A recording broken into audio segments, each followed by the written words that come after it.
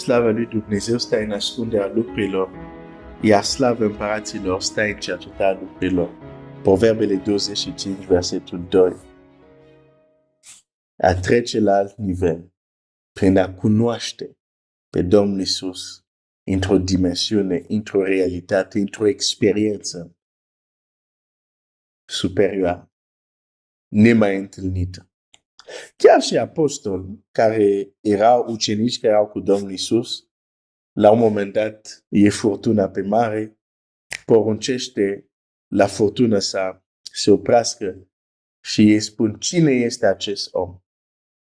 Deși erau tot timpul cu el, dar acea experiență le-a dat au văzut o altă dimensiune a Domnului Iisus. Și zic, cine este acest om? Am nevoie să-L cunosc mai mult, să-L cunosc într-o altă dimensiune. Și un mod este exact o promisiune care a avut. Cine păzește poruncile mele, mă iubește, îl voi iubi și mă voi arăta lui. Avem nevoie să se arate. Avem nevoie să se manifeste. Dar oare ai dorință? N-ai cum să ai dorința, de exemplu, dacă nu știi că se poate. Eu am avut dorința să se arate, să se manifeste, pentru că știam, adică cel puțin la un moment dat am știut. Până atunci am fost foarte religios, aprindeam lumini, făceam rugăciuni la Dumnezeu, la Domnul Iisus, la alte, la îngeri, foarte religios. Dar nu știam că El se poate arăta mie. Dar când am știut, mi-am dorit. Aș vrea să citesc un text. Pentru că aș vrea să vezi că e important să dorim prezența Domnului Iisus. E important să dorim să fie cu noi. E important să dorim să se descopere, să se arate, să fie o dorință în inima noastră.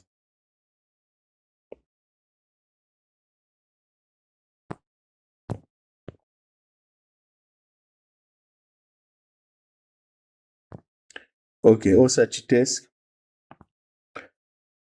versetul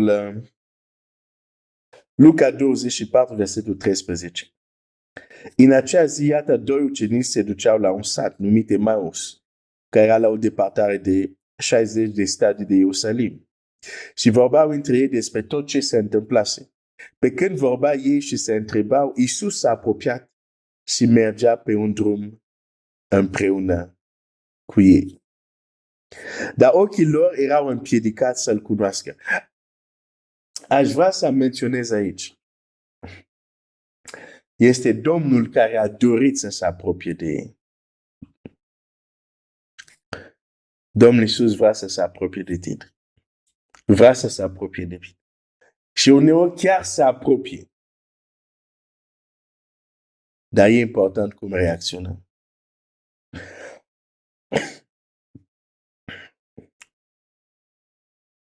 El a zis, ce vorbe sunt aceasta, versetul 17, care le simbat între voi pe drum și ei s-au oprit uitându-se triști.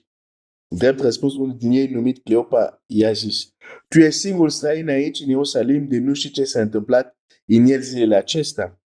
Ce le-a zis el? Tu crezi că Domnul Iisus nu știa?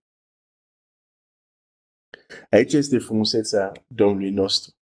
O fațetă, că are mai multe fațete a frumuseții. Vine și vorbește cu tine la nivelul tău.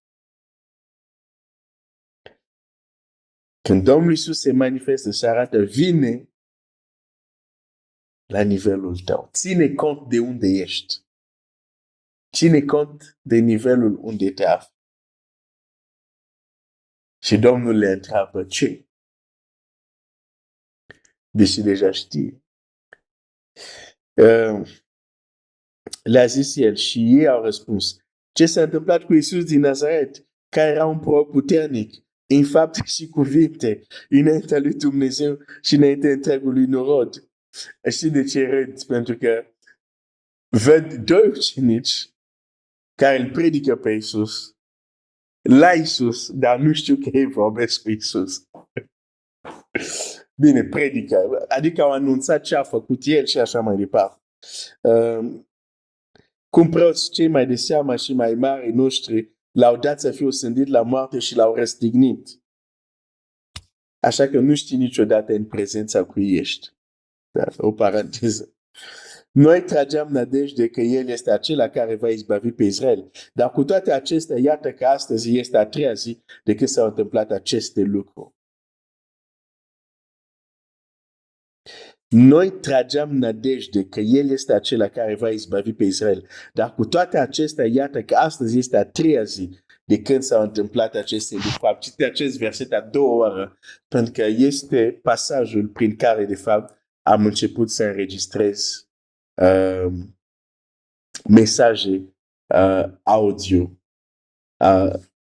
Primul mesaj care l-am înregistrat era înregistrat nu pentru frați din România, dar pentru frați din Franța. Era din acest text pentru a încuraja pe frații mei de sânge după plecarea tată la Domnul. Și după ce le-am trimis această încurajare, acum e o paranteză, pentru cei care sunt noi, care ați intrat și nu știți cum a început, după ce le-am trimis asta, mi-au zis, am fost încurajat, când pot să ne mai trimiți?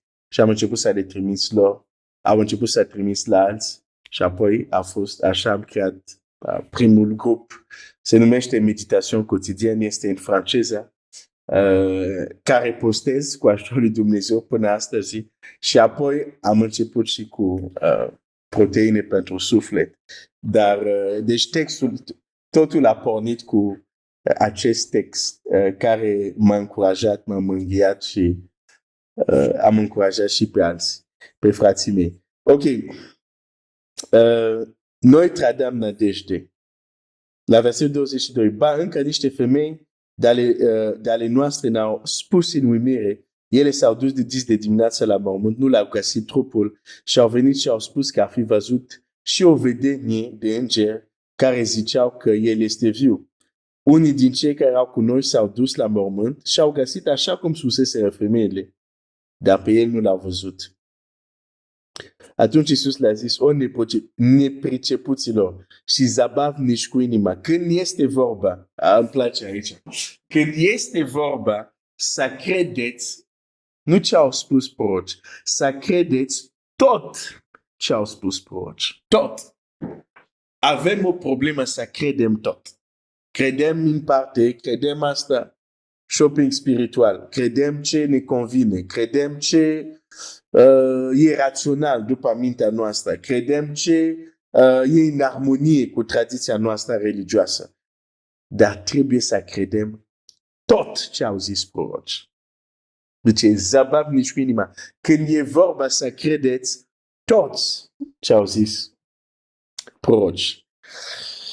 Nu trebuia să sufere Hristosul aceste lucruri și să intre în slava sa. Și a început de la Moise și de la toți proroci și l-a tălcuit în toate scripturile ce era cu privire la el. Când s-a apropiat de la satul la care mergeau, el s-a făcut că vrea să meargă mai departe. Nu vroia să meargă mai departe, dar s-a făcut că vrea să meargă mai departe. De ce? A vrut să vadă dacă ei vor prezența lui. Chiar dacă era în forma, ei nu puteau să le recunoască, era un străin pentru ei, dar deja când le tălcuia Scriptură, ei vor mărturisi după, inima lor batea. Deci, chiar dacă n-au recunoscut era Iisus, puteau să simte că ceva emană de acest străin. E ceva cu el. Și cineva care te-a explicat Scripturile, deschis ușa pentru el. Domnul Iisus se face că merge mai departe. Și Biblia spune așa. Dar ei au stăruit de el și au zis, rămâi cu noi că ce este spre seara. Și ziua aproape a trecut. Și a intrat să rămână cu ei. După ce ei au stăruit. Pe când ședea la masă cu ei, a luat pâinea și după ce a rostit binecuvântarea, a frânt-o și l-a dat-o. Atunci li s-a deschis ochii și l-au cunoscut, dar el s-a făcut nevăzut dinaintea lor. Ce frumos este Biblia. Deci ei se întâlnesc cu Isus. Isus le explică Scripturile. Le descoperă Scriptura. Isus le descoperă despre Isus. Pentru că Biblia zice, a tălcuit Scripturile tot ce era cu privire la El. Dar pentru ei nu era Isus, era un străin care le vorbea despre Isus. Care le descopera Isus. Și ei au putut să facă legături între toate aceste texte ale prorocilor și lucrarea Domnului Isus. Și totuși, nu aveau părtășie direct cu Isus. Dar ca să ajungă la această părtășie directă, ei ar trebui să facă ceva. Să stăruie de El, să stea. Ar trebui să aibă dorință să spună la acest străin care le-a spus așa mult despre Domnul Isus, să spună la acest străin, rămâi cu noi. Stai cu noi.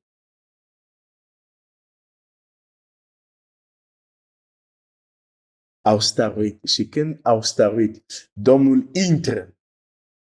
Dar acum nu le tălcuiește din nou Scriptura. Acum le deschide ochii. Se arată, se manifestă. Atunci li s-au deschis ochii și l-au cunoscut. Cum? Pentru că s-a manifestat, pentru că s-a arătat. Căci până la urmă Domnul Iisus spune la ucenici, când le trimite, zice, iată sunt cu voi toate zilele până la sfârșitul lumii. Domnul Iisus este cu biserica lui. Domnul Iisus este cu tine. Dar este un lucru să fie cu tine, e altceva să se arate. E un lucru să meargă cu tine printr-un străin, e altceva să-ți deschide ochii și să vezi, oh, e Iisus aici. S-a arătat, s-a manifestat. După ce l-a explicat Scriptura, a vrut să-l cunoască la un alt nivel. Deși cu siguranță când le-a explicat Scriptura în ce privea Iisus, au trecut la un alt nivel a cunoștința Scripturii. Dar nu a vrut să se oprească acolo. La un moment dat, când ei l-au dorit, a deschis ochi și este acum o experiență și Biblia zice, li s-au deschis ochi și l-au cunoscut. Pentru că s-a arătat.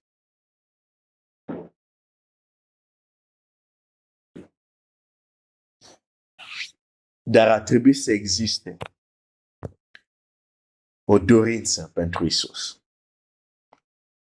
O dorință pentru Isus. Pentru că, da, pentru ei era un străin, dar faptul că l-a vorbit de Isus, dacă aveau dorință despre Isus, era natural să invite omul care l-a vorbit atât de frumos despre Domnul Isus.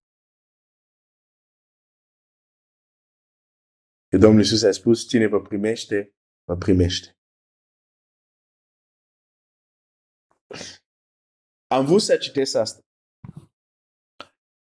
Și apoi o să citesc doar, nu o să mă duc să citesc, dar voi doar cita în Apocalipsa când Domnul zice, stau la ușa și bat, dacă cineva aude și deschide, voi intra.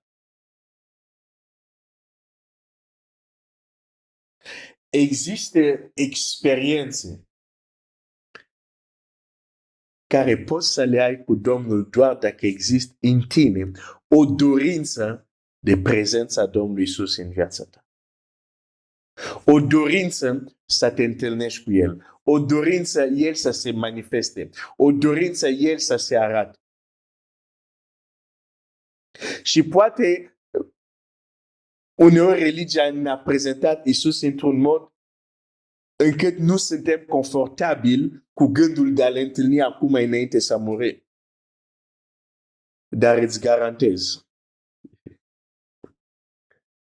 nu există o întâlnire mai frumoasă. Nu există un om mai deosebit cu care să te întâlnești.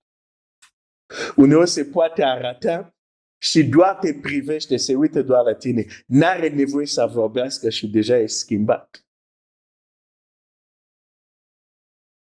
Să nu-ți fie frică că Iisus să se arate. Pentru că frica asta e ca și cum tu spui la Domnul Iisus, ok, vrei să mergi mai departe? Sigur, uite, chiar îți dau GPS. Du-te mai departe, te ajută să ajungi la destinație. Dar nu cumva să nu intri la mine. Frica, ignoranța, asta face. Dar trebuie să ne dorim să fim cu ea.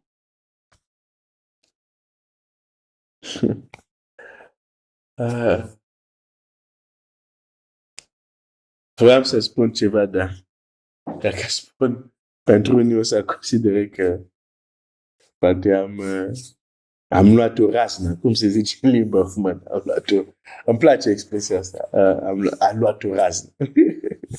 Place cum sună, raznă. Ok, mă opresc aici. Domnul să te binecuvinteze. Ai înțeles, săptămâna asta insist asupra asta. Suntem în zile din urmă, rapirea este aproape. Nu mai putem doar să fim religioși, nu mai putem doar să ne mulțumim cu a merge la biserică. Avem nevoie să ne întâlnim cu Iisus. Avem nevoie să se manifeste. Avem nevoie să se arate. Și se va arăta, se va manifesta. Dacă există în noi o dorință stăruitoare, Doamne, rămâi cu noi. Doamne, vino cu noi.